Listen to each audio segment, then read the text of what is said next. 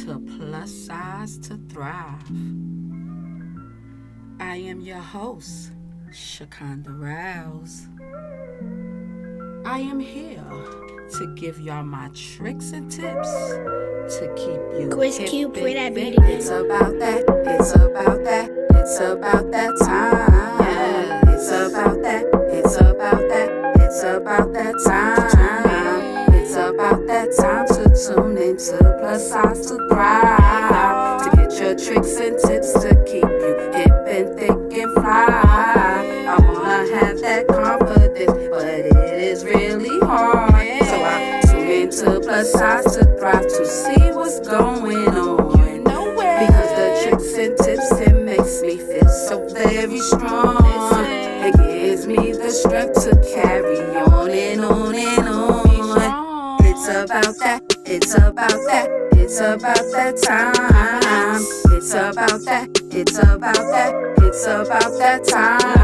It's about that time to tune into Plus Size to Thrive. To get your tricks and tips to keep you hip and thick and fly. I wanna have that confidence, but it is really hard. So I tune into Plus Size to Thrive to see what's going on.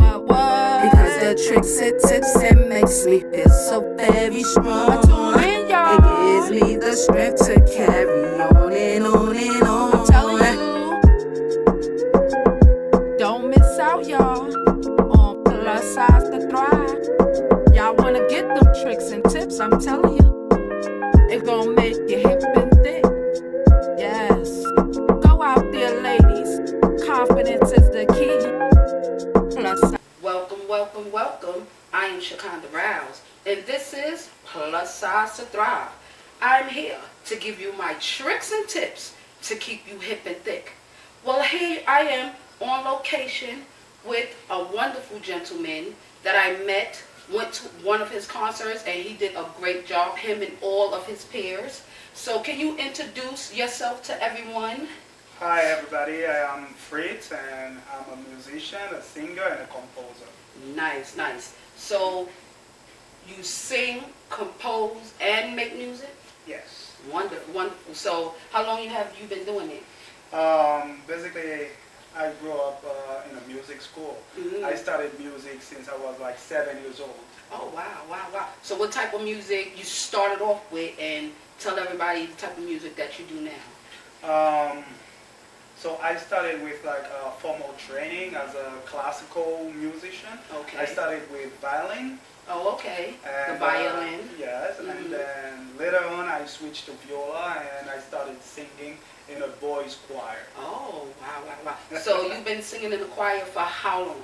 I would say like more than 15 years now. Oh, wow. And you enjoy it a lot? Oh yeah, singing is always joy. Great. So when y'all see the footage of him and his peers performing at a wonderful church, can you tell them the church? The name of the church? It's the Church of Heavenly Rest. It's in the Upper East Side. Yes.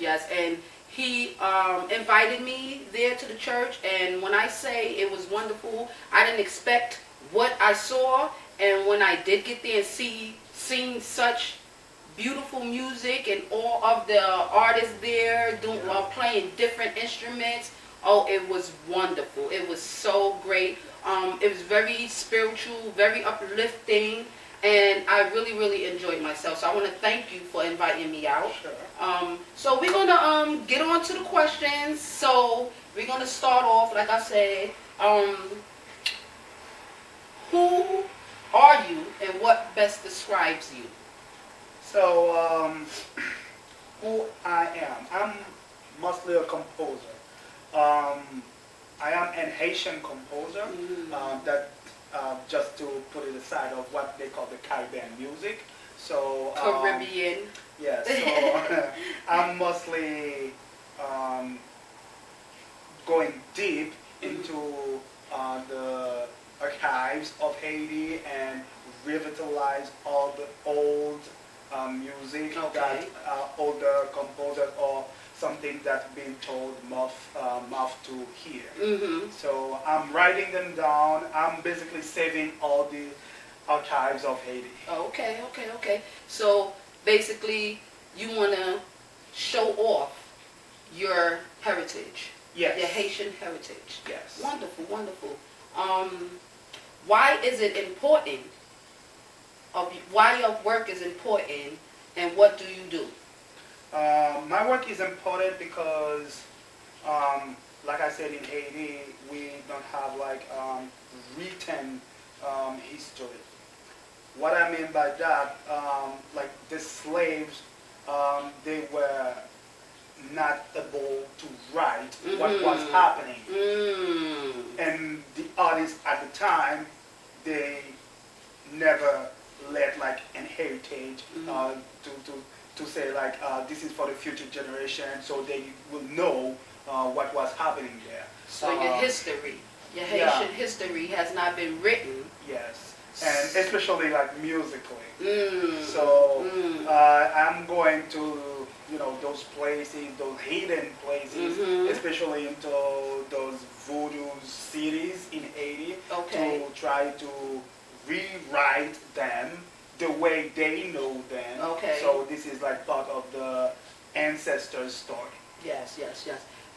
Because like you were saying, back in those days, Haitians, and a lot of people, not just Haitians, weren't able to go to school and learn how to write and read. So basically, you want to tell their story. Exactly. Wonderful. That is wonderful. I And like saving the heritage. that. And saving the heritage. Yeah. Yes, yes, yes.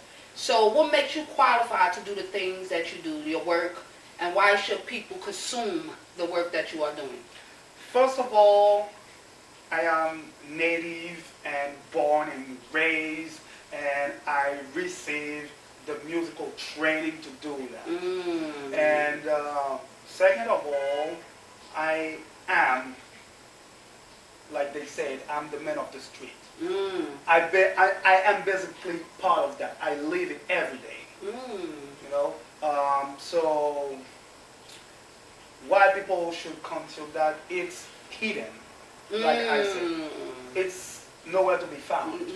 So Nobody won't know if you don't put it out there, basically. Yeah, so nobody you're will trying to know. help your heritage be shown, be seen, like Yes. ours are in books, Yes. our kids are learning it in school, but your Haitian heritage is not being learned, is not being shown. Yes. So you want to step out and show what y'all can do, and the things that y'all do love, like music, composing, because Haitian does do a lot of music and dance and things of that nature. Yes. Okay. Yes, we So do that. tell me about the dancing and all the musical things that Haitians do have. I mean, we have, our culture is really rich, and we do a lot of dancing, of course, Yes, and especially I with love the it. combine And I love it. Yes, yes. But with all the colonial and colonialism that happening, we have a lot of how can I say that? Our culture couldn't exist because of the colonialism. So right now, not a lot of Haitian knows about their own tradition and their own culture, but they adopt the outside, the stranger, the colonialism. Okay. So basically, that's me trying to say, hey, you're Haitian. This is what we used to do. Right, right. So bringing it back. Yeah. Bringing it back so the Haitian people who's living in the New York City area don't forget where they came from. Oh yeah. Don't forget the dancing and the music and the things that y'all do on an everyday basis in your country. So basically you want to keep your heritage alive. Alive, yes. Yes, that's wonderful. That's a great thing. Yeah, actually, John Coltrane, the great saxophonist, John Coltrane, he used Haitian music and nobody knows about it. The song Kuluse Mama, he was trying to pronounce the Haitian Creole words, but it's like just mimic it. But it's a real song. It's a real that song. a lot of people don't know about. They don't know about it. Wow. So y'all make sure y'all check out everything that he's saying. Search. Google is a big thing, so you can learn about these things because this is a rich culture. New York City is different. There's different cultures out here, so we want to get to learn about all the cultures that's going on in the New York City area. That's good. Blessed to have y'all here to show us that there's different things in life, because we just stuck in what we are taught, what we are shown. So to have people to come from other countries and other nations to show us the way they live and the things they do, so that's a beautiful thing. Opening up your mind, opening up your senses of different music, basically, because it's always hip hop and R&B. So we want to open up our ears to different sounds, different music, because a lot of the music today they get from the old school music. Oh yes, definitely. Yes. But they don't even know what they really listening to. Exactly. Right. Okay. So y'all make sure y'all look up what y'all listening to before y'all listen. Yeah. Right. So what's your goal in your life story? My goal is making sure that my country, Haiti, has the proper acknowledgement in the world history. I'm gonna explain it. So basically, Haiti was the catalyzer, the button start for the whole black people history. We made sure that every black person in the world, they know that you are also a human, you are a soul, you get freedom and every kind of freedom. You know? Okay. So, but this happened while we had our own culture. And at the time it was the African, the native African, with the mix of everybody else in the country.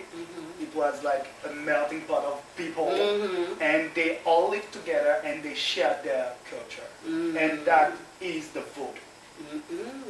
Okay. So everybody will say voodoo is a religion, but in Haiti, voodoo is a way of living. So you're saying voodoo? Yes. Or, okay. Because as an American, when you say voodoo, Yes.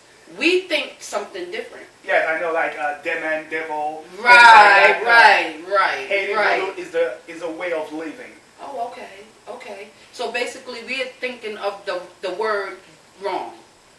Yeah, I would say that. I mean, this is what media is showing you also, right? Wow. You know? Wow. Yes, So absolutely. a lot of things happening. Yes, because absolutely, you learn something every day. It doesn't matter how old you are. Yeah. It doesn't matter how young you are. You learn something every day, because absolutely I learned something just now. And I appreciate that, and I thank you for that. Yes, yes, yes. So, your life story. Tell everybody your life So story. my life story is a boy, like every other boy, with like a lot of energy, and decided to spend this in like after school activity program in music, basically, and learn music, do music with friends, get the self-discipline that music provides and everything. And later on, realize that what's happening to me. Who am I? What is my true identity? Why am I playing those European guys all the time? Where is my own? Yes. Who were the composers at the time to leave me something to play for my children? Right. What's happening to me? So this is me looking back to my ancestors, learn their history and what have been taught at the time, trying to put them alive and make it accessible to the world. Nice. So what do you think, being that you said about music in school? Because they don't really have too much of music in school. In a lot of these schools. Some schools do, but a lot of them don't. Like you said, after school programs, things for children to know who they are. If that's their goal, to be musicians and composers and singers and writers, but they don't have it in the schools to bring that out of them. So what do you think about them having or not having music in schools? I mean, I was lucky enough in my in the school I was when I was a child to have like music program. Mm-hmm. But any kind of activity could bring out your own personality. Some people might fall in love with sport, Mm-hmm. but you can express who you are in the sport. Mm-hmm. You know, some other people might do like creative stuff, like drawing, Mhm, painting. mhm, You know, mhm, mhm. depending on who you are and the way you think Mm-hmm. and what you want to bring out. Mm-hmm. Mm-hmm. Mm-hmm. So how do you support your work? So basically, I perform with other people, and I also sell my compositions online. I Okay. compose for choirs and for small bands, Okay.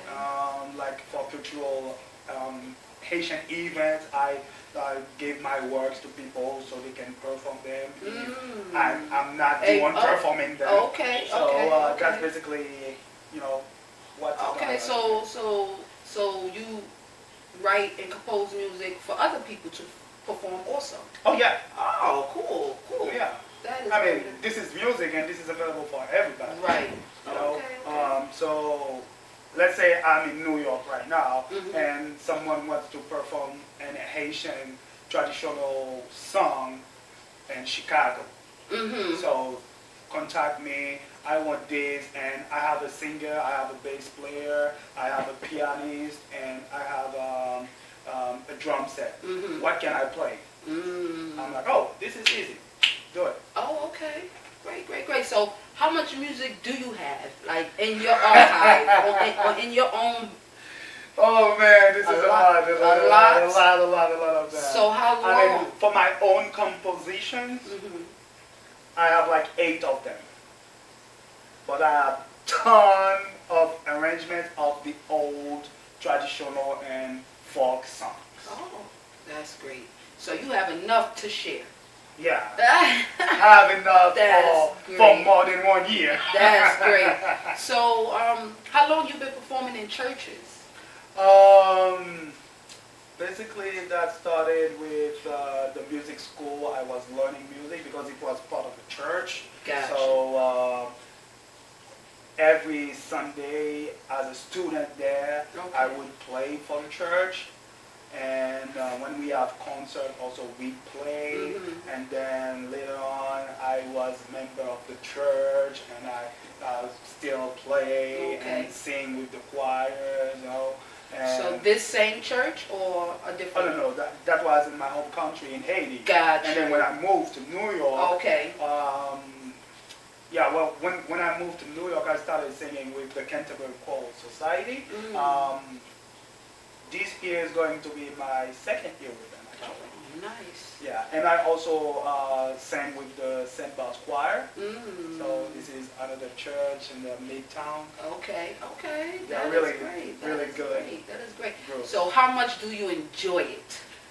Church music is really different from other style. Absolutely. Some can be more relaxed than other Mhm. different type of church, gospel music, Right. different types. So yeah, but as someone who's been trained as a classical singer, so I really enjoyed the big masterpieces with Mhm. performing. Mhm. Really big. Yeah. And the concert you went to was the first time he was performing 100 years. In 100 years? Yes. Wow. Yes. Wow. That is great. Yeah. So tell them the name of the church again. It's the Church of Heavenly Rest, and the Heavenly choir Rest. is Canterbury Choral Society. Nice. Welcome to Plus Size to Thrive. I am your host, Shakonda Rouse. I am here to give y'all my tricks and tips to keep you Quiz hip. Cube. Very high for that introduction. I first also want to thank Dr. Jonathan Breeze and Canterbury Choral Society for undertaking this performance. It means much to me and my family. Adriano Ariani, composer, died many years before I was born, so I didn't have a chance to know who he was, other than from very scant information that I gleaned from my grandmother, who outlived him by over 5 decades. He was born in 1877, came to New York in his 30s, in 1911, to make his mark as a young classical pianist and orchestral director. In subsequent years, he performed here in New York City and other American cities, consistently receiving many favorable reviews. To quote one reviewer of the New York Times, he cultivates a charming style, one in which repose, delicacy, clarity, clear-cut finish, and a singing tone are predominant. His playing is musical and sincere in its feeling, and at its best, it shows tenderness and sentiment and true poetic insight. From little that I know about my grandfather, I think that speaks or spoke to the man he was.